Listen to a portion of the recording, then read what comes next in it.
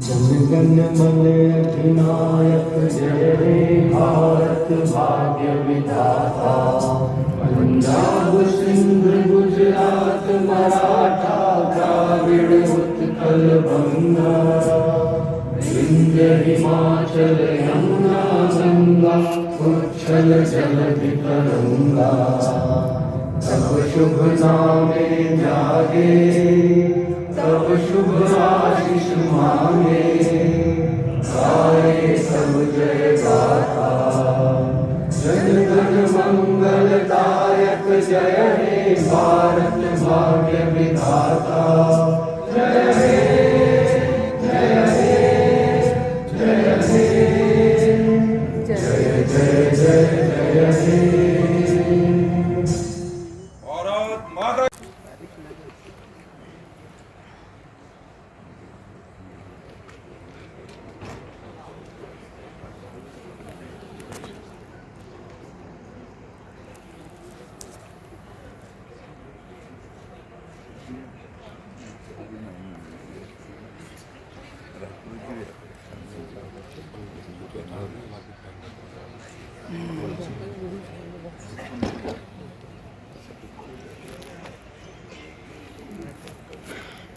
ये नहीं खुले में आए हुए।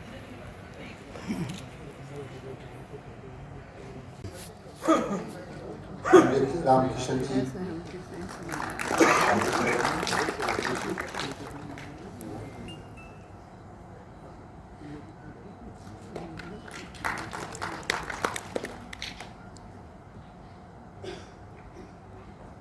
श्री राजेंद्र सिंह जी राठौर साहब का स्वागत कर रहे हैं।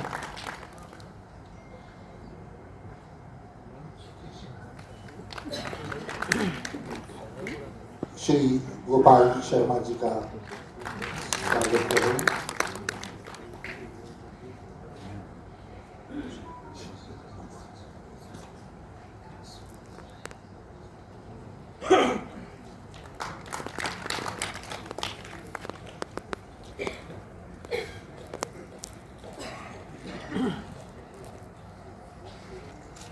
अनेकों असहमतियों के बाद भी लोकतंत्र की रक्षा करना हमारा परम कर्तव्य है।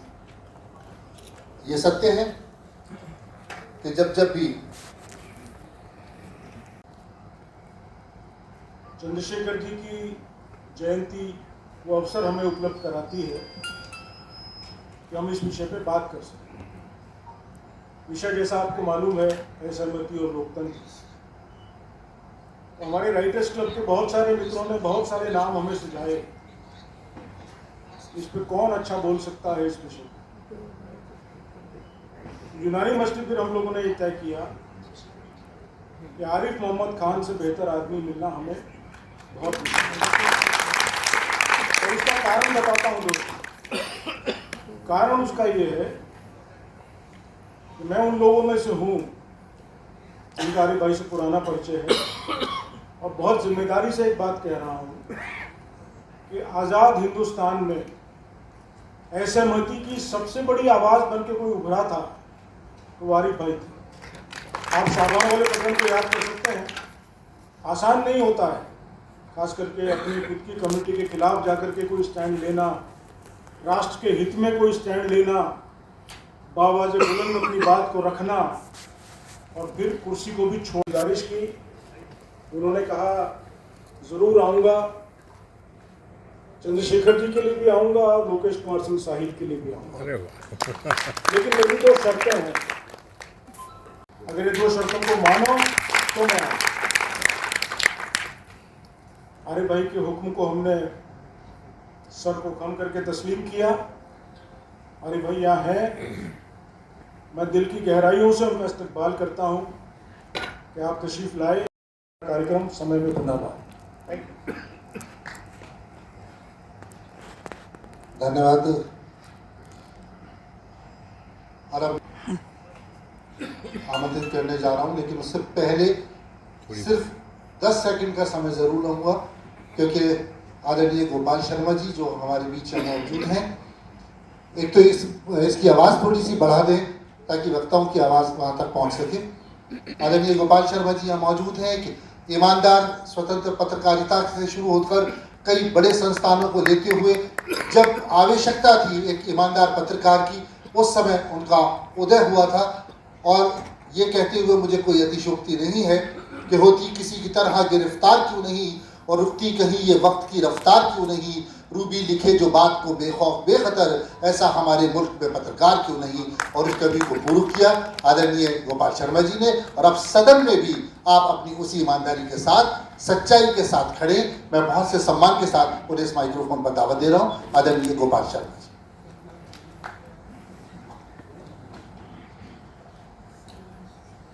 आदरणीय चंद्रशेखर जी के व्यक्तित्व कृतित्व भी हो सकते हैं जो हवा की धारा के विपरीत जाकर समाज को रोशन करते हैं और उस समय समाज जलाते हैं जबकि आरतियां चल रही। मैं आपको प्रणाम करता हूं। आदरणीय पंडित रामकिशन जी राजस्थान का गौरव हैं। ये किसी भी दल के प्रयास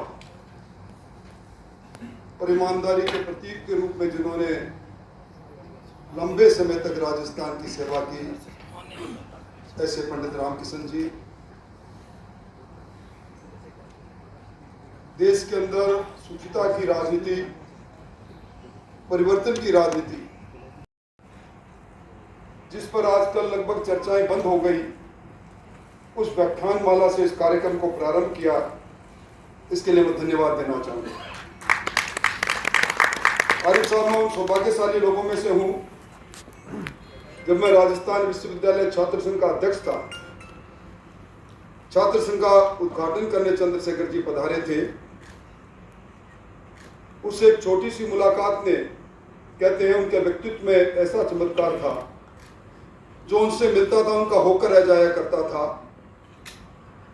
उनके साथ काम करने का मौका मिला और जब वो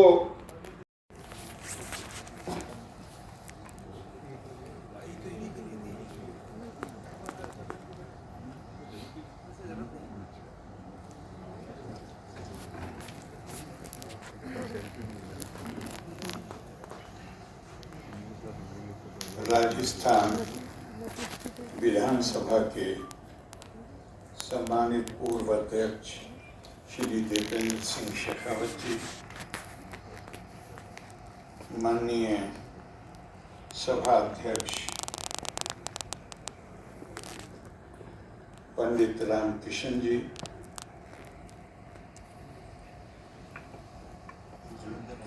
राजस्थान विधानसभा के पूर्व नेता प्रतिपक्ष श्री राजेंद्र राठौड़ जी, माननीय विधायक श्री गोपाल शर्मा जी, राइटर्स क्लब के अध्यक्ष और हमारे, सबसे पहले साहिल जी के लिए कृतज्ञता व्यक्त करना चाहूँगा कि उन्होंने ये आयोजन किया है चंद्रशेखर जी की स्मृति में और मुझे भी आमंत्रित कर उनके प्रति अपनी भावनाएं, अपनी श्रद्धांजलि व्यक्त कर सकूं। निश्चित तौर पर चंद्रशेखर जी असहमति, गरिमापूर्ण असहमति और लोकतंत्र दोनों के ही प्रहरी थे।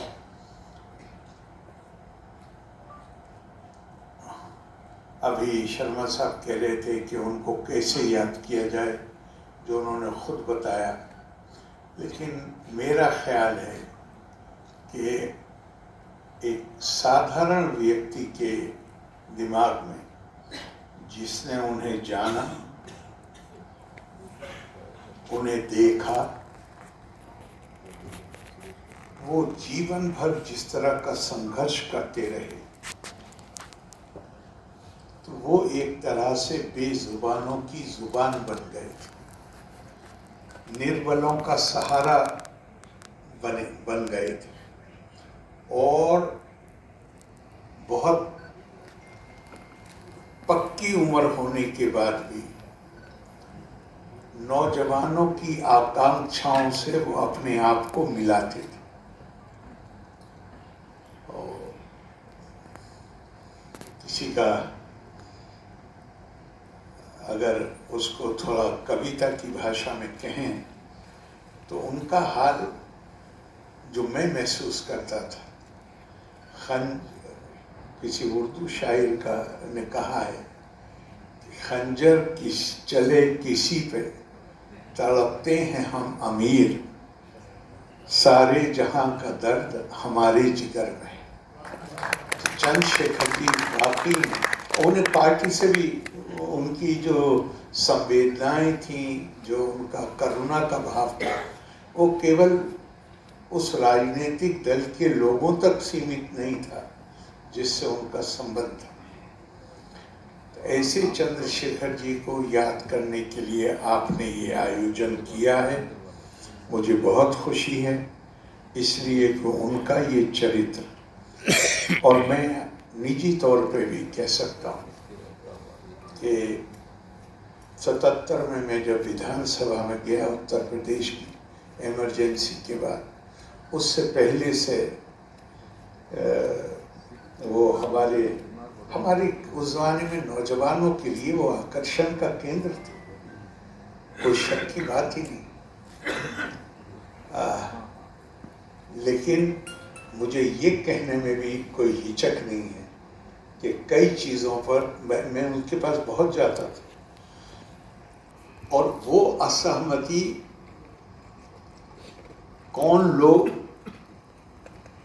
क्यों ये इंप्रेशन जाए कि वो ऐसे लोगों को, जिन्हें मैं ये मानता था कि ये बंटवारे की राजनीति करते हैं,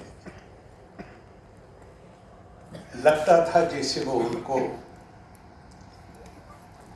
प्रोत्साहन देते हैं, लेकिन वास्तविकता ये थी, हम तो बहुत कम उम्री थी, जरा जल्दी से उनसे अपनी असहमति व्यक्त कर देते थे, लेकिन वास्तविकता ये थी कि उनका बड़ा उदार हृदय था। ये माना ही नहीं जा सकता कि वो ऐसी किसी गतिविधि को प्रोत्साहन देंगे।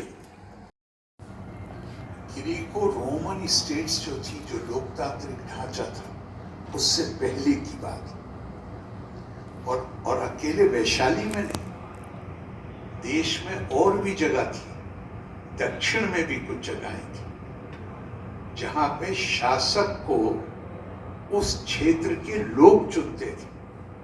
तो ये केवल एक साहित्यकार की कल्पना नहीं है, धरातल पर लोकतंत्र,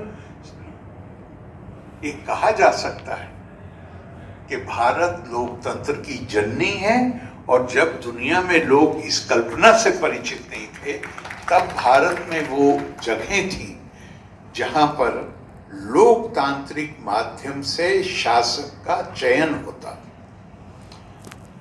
असहमति सारे देश में नहीं थी वो व्यवस्था, ज्यादातर तो भारत राजनीतिक तौर से टुकड़े टुकड़े में बटा हुआ था और राजतंत्र था, लेकिन इसके बावजूद हमारी जो असहमति की परंपरा है वो बहुत पुरानी है। अगर आप इंडिया, उसमें उन्होंने लिखा है कि पंडित जी गांव से जा रहे थे, लोगों ने पूछा कि पंडित जी कहाँ जा रहे हैं, तो थोड़ी दूर पर कोई गांव था, उसका नाम लेके कहा कि वहां जा रहे हैं। किस लिए? वाद विवाद है। तो विषय क्या है? कहा कि जब वो वाद विवाद करने वाले इकट्ठे हो जाएंगे तो विषय वहीं पर तय कर लेंगे। तो वाद विवाद हमारी प्राचीन परंपरा है, और असहमति इतनी कि धर्मराज युधिष्ठिर को भीष्म पितामह से पूछना पड़ा, आए हैं, और इतनी चीजों को सर्वोच्च धर्म, श्रेष्ठ धर्म बताया गया, किसको मानूं? तो ये परंपरा उस वक्त की है, प्राचीन परंपरा है। आप और आगे देखिए, असहमति। हाँ, इसमें एक और बता दूं तब मैं आगे जाऊंगा। उसी किताब में अमर्त्य सेन ने लिखा है कि जब वो हाई स्कूल के छात्र थे तो उन्होंने अपने संस्कृत के जो अध्यापक थे उनसे पूछा, कहा कि सर, क्या मैं ये कह सकता हूं कि अर्जुन ने जो प्रश्न भगवान कृष्ण से किए थे कुरुक्षेत्र में लड़ाई से पहले, भगवान कृष्ण उसका संतोषजनक उत्तर दिए बिना ही आगे निकल गए। तो उन्होंने लिखा है कि उनके गुरु थोड़ी देर के लिए रुके और कहा कि हाँ, अगर ये बात तुम सम्मान पूर्वक तरीके से कहो तो कह सकते हो। ये भारत, क्यों कहा उन्होंने? क्योंकि ये प्राचीन परंपरा है। आप जरा रामायण पे आइए, हमारा प्राचीन ग्रंथ है रामायण। सभ्यता की परिधि में रहकर असहमति से नुकसान नहीं होता। आप जब कई लोग बैठ के हम किसी विषय पे विचार करते हैं तो हम एक दूसरे के दृष्टिकोण से परिचित होते हैं और उसमें बेहतरीन राय का संगम बनाने का प्रयास होता है। और अलग अलग राय होने के बावजूद भी जब इकट्ठे होके कोई फैसला लिया जाता है तो फिर अलग राय रखने वाला भी उसको लागू करने में बराबर का सहयोगी होता है। हमारी संस्कृति में ये जो बार बार कहा गया, एक बार नहीं बार बार कहा गया, भारतेषु स्त्रिया पुरुषो नाना वर्णा प्रकृतिते नाना देव अर्चने युक्ता नाना कर्माणि कुर्वत। हमारी संस्कृति बहुधा की संस्कृति, अनेकता की संस्कृति। मुझे याद नहीं आ रहा कि क्या है वो, हमारे देहातों में मुहावरा बोला जाता है कि इतने कोस पे पानी बदले और इतने कोस पे वानी। हमारे यहाँ स्वीकार्य चीज है। दुनिया में लोग, दूसरी संस्कृतियों में जो लोग हैं वो बहुधा से, अनेकता से असहज हो जाते हैं तरीके आने। हाँ, एक चीज पे जोर है, जितना जोर हमें हमारी संस्कृति, हमारी सांस्कृतिक विरासत हमें इस बात पर देती है कि ये जो विभिन्नताएं आप देखते हैं ये नैसर्गिक हैं, इसका सम्मान करो और इसे स्वीकार करो। क्यों करो? क्योंकि हमारे शास्त्र कह रहे हैं कि सो कामा यथा बहुश्याम पिरजायेति। ये जो विभिन्न रूप नजर आ रहे हैं, ये तो परमात्म तत्व ने आदि काल में ये कामना की, मैं अपनी प्रजा को पैदा करने के लिए बहुरूप हो जाऊं। तो ये जो बहुरूप नजर आ रहे हैं, ये परमात्म तत्व ने खुद ये फैसला किया है कि मैं बहुरूप हो जाऊं। इसीलिए कहा गया देहो देवालय प्रोक्तो जीवो देवा सदा शिवा। हर शरीर को परमात्मा का मंदिर है, ये करके देखो। तो जहां एक तरफ इस पे जोर दिया कि हम इस विभिन्नता से, इस अनेकता से, और संस्कृत का शब्द है बहुधा, इससे हम असहजता महसूस न करें, हम इसको स्वीकार करें, हम इसका सम्मान करें। बर्दाश्त करने की बात हमारी संस्कृति नहीं करती। ये जो टॉलरेंस जो शब्द प्रयोग किया जाता है कि टॉलरेंस हमारे यहाँ है ही नहीं। स्वामी विवेकानंद ने कहा कि जब कोई टॉलरेंस, बर्दाश्त करने की बात करता है तो मैं अपमानित महसूस करता हूं। तुम हो कौन मुझे बर्दाश्त करने वाले? बर्दाश्त किया जाता है बच्चे की शरारतों को, बर्दाश्त किया जाता है उस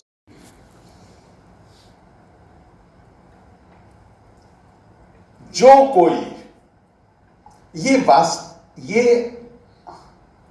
अंतरंग इस विविधता के पीछे छुपी हुई अंतरंग एकता, एकात्मता, आत्मा के बंधन से हम सब बंधे हुए हैं। तो यहां पर ऋषि कह रहे, जो श्लोक है वो ये कह रहा है कि मनसा, मानस से और आपता, आप्तवाक्य, हम उससे ये उस अंतरंग आत्मा को इन आंखों से नहीं देखा जा सकता, पर मानस के जो चक्षु हैं उनसे देखा जा सकता। और जो कोई उस एकता को देखने की क्षमता जिसमें पैदा, जो इस एकता की क्षमता पैदा कर लेगा, वो कभी ये नहीं मानेगा कि ये सामने से नजर आने वाली बहुधा अनेकता वास्तविक है। लेकिन जो इस अनेकता को वास्तविक मानेगा, सत्य मानेगा और इसके पीछे छुपी हुई एकता को नहीं देखेगा, क्या खूबसूरत बात कही है, का मृत्यु सा मृत्युम गच्छति या इहा नानेवा पश्यति, वो मृत्यु से मृत्यु में यात्रा करता रहेगा, उसे कभी मोक्ष प्राप्त नहीं। तो हमारी संस्कृति, ये हमारी सांस्कृतिक विरासत है, ये पश्चिम से आयातित कोई कल्पना नहीं है। ये प्राचीन काल से भारतीय संस्कृति, भारतीय संस्कारों का हिस्सा। हाँ, बस एक बात है, जैसे पहले कहा कि असहमति तो जरूरी होनी है, एक घर के अलग भी रहें फिर साथ रहें फिर अलग रहें, लेकिन मैंने अपने जीवन में उन जैसा साफ दिल वाला आदमी कभी नहीं देखा। साफ दिल, जैसे दूसरे हम लोग जब अलग हो गए तो हम तो चले गए लोहिया जी के साथ सोशलिस्ट पार्टी में और वो रह गए प्रजा सोशलिस्ट पार्टी में। तो मुद्दा ये होता था कि डॉक्टर राममनोहर लोहिया की विद्वता और उनकी योग्यता के लिए बुद्धे साथ भी चुनौती नहीं दे सकता, लेकिन डॉक्टर साहब का एक स्वभाव इतना अजीब था, तो जो बात वो कह दें उस पर वो टिकती थी। सवाल ये उठा कई बार पार्टी में विभाजन से पहले, खैर इन सारे मुद्दों के बाद चंद्रशेखर जी से जब बात होती थी, हम जब अलग हो गए तो वो मुझसे मिलने के वक्त 2 मिनट पहले ये जरूर मजाक करते थे, आज लोहिया जी क्या सोच रहे हैं, कल लोहिया जी क्या सोच रहे हैं, ऐसे हम चर्चा करते थे। लेकिन पंचमढ़ी के बाद जब डॉक्टर राममनोहर लोहिया ने समाजवाद और लोकतंत्र की व्याख्या की, उसके बाद चंद्रशेखर जी का रुख बदल गया और मुझसे चर्चा करने लगे कि ये क्या है।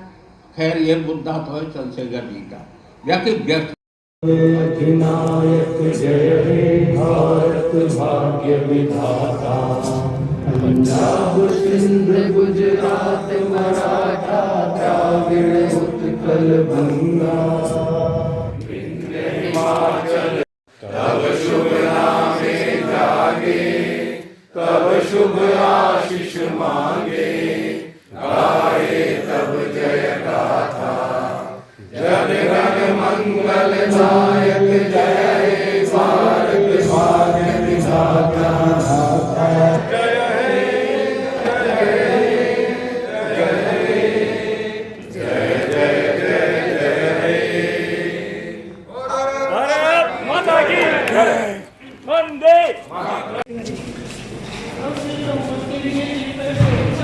अरे भाई बनाइए, आपको विश्वास करना चाहते हैं हम।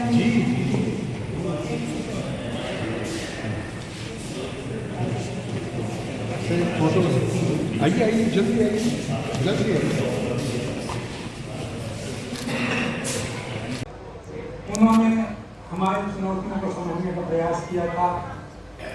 उन्होंने देश को एक दिशा में ले जाने के लिए हमें संकेत दिया था। ये बात दूसरी है।